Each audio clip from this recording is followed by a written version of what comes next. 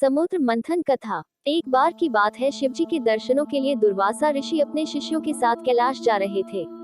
मार्ग में उन्हें देवराज इंद्र मिले। इंद्र ने दुर्वासा ऋषि और उनके शिष्यों को भक्तिपूर्वक प्रणाम किया। तब दुर्वासा ने इंद्र को आशीर्वाद देकर विष्णु भगवान का पारिजात पुष्प प्रदान किया। इंद्रासन के गर्भ में चूर इंद्र ने उस पुष्प को अपने ऐरावत हाथी के मस्तक पर रख दिया। उस पुष्प का स्पर्श होते ही ऐरावत सहसा विष्णु भगवान के समान तेजस्वी हो गया। उसने इंद्र का परित्याग कर दिया और उस दिव्य पुष्प को कुचलते हुए वन की ओर चला गया। इंद्र द्वारा भगवान विष्णु के पुष्प का तिरस्कार होते देखकर दुर्वासा ऋषि के क्रोध की सीमा न रही। उन्होंने देवराज इंद्र को श्री लक्ष्मी से हीन हो जाने का शाप दे दिया। दुर्वासा मुनि के शाप के फलस्वरूप लक्ष्मी उसी क्षण स्वर्गलोक को छोड़कर अदृश्य हो गई। लक्ष्मी के चले जाने से इंद्र आदि देवता निर्बल और श्रीहीन हो गए। उनका वैभव लुप्त हो गया। इंद्र को बलहीन जानकर दैत्यों ने स्वर्ग पर आक्रमण कर दिया और देवगण को पराजित करके स्वर्ग के राज्य पर अपनी परचम फहरा दिया। तब इंद्र देवगुरु बृहस्पति और अन्य देवताओं के साथ ब्रह्मा जी की सभा में उपस्थित हुए।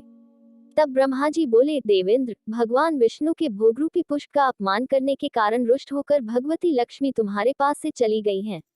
उन्हें पुनः प्रसन्न करने के लिए तुम भगवान नारायण की कृपा दृष्टि प्राप्त करो। उनके आशीर्वाद से तुम्हें खोया वैभव पुनः मिल जाएगा। इस प्रकार ब्रह्मा जी ने इंद्र को आश्वस्त किया और उन्हें लेकर भगवान विष्णु की शरण में पहुंचे। वहां परब्रह्म भगवान विष्णु भगवती लक्ष्मी के साथ विराजमान थे। देवगण भगवान विष्णु की स्तुति करते हुए बोले, भगवान, आपके श्री चरणों में हमारा बारंबार प्रणाम। भगवान, हम सब जिस उद्देश्य से आपकी शरण में आए हैं, कृपा करके आप उसे पूरा कीजिए। दुर्वासा ऋषि के शाप के कारण माता लक्ष्मी हमसे रूठ गई हैं और दैत्यों ने हमें पराजित कर स्वर्ग पर अधिकार कर लिया है। अब हम आपकी शरण में हैं, हमारी रक्षा कीजिए। भगवान विष्णु त्रिकालदर्शी हैं। वे पल भर में ही देवताओं के मन की बात जान गए। तब वे देवगण से बोले, देवगण, मेरी बात ध्यानपूर्वक सुने, क्योंकि केवल यही तुम्हारे कल्याण का उपाय है। दैत्यों पर इस समय काल की विशेष कृपा है, इसलिए जब तक तुम्हारे उत्कर्ष और दैत्यों के पतन का समय नहीं आता, तब तक तुम उनसे संधि कर लो। क्षीर सागर के गर्भ में अनेक दिव्य पदार्थों के साथ साथ अमृत भी छिपा है। उसे पीने वाले के सामने मृत्यु भी पराजित हो जाती है। इसके लिए तुम्हें समुद्र मंथन करना होगा। ये कार्य अत्यंत दुष्कर है, अतः इस कार्य में दैत्यों से सहायता लो। कूटनीति भी यही कहती है कि आवश्यकता पड़ने पर शत्रुओं को भी मित्र बना लेना चाहिए।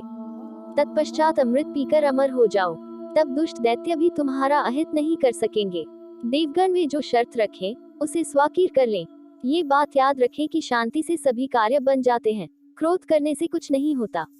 भगवान विष्णु के परामर्श के अनुसार इंद्रादि देवगण दैत्यराज बलि के पास संधि का प्रस्ताव लेकर गए और उन्हें अमृत के बारे में बताकर समुद्र मंथन के लिए तैयार कर लिया।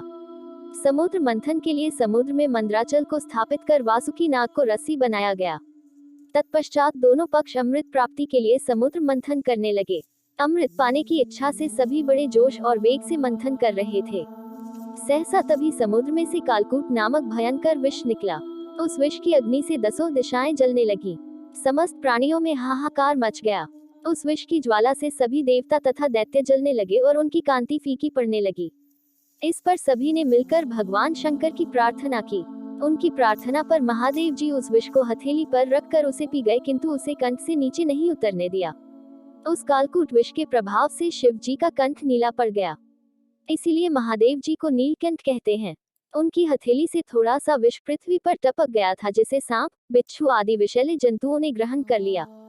विष को शंकर भगवान के द्वारा पान कर लेने के पश्चात फिर से समुद्र मंथन प्रारंभ हुआ।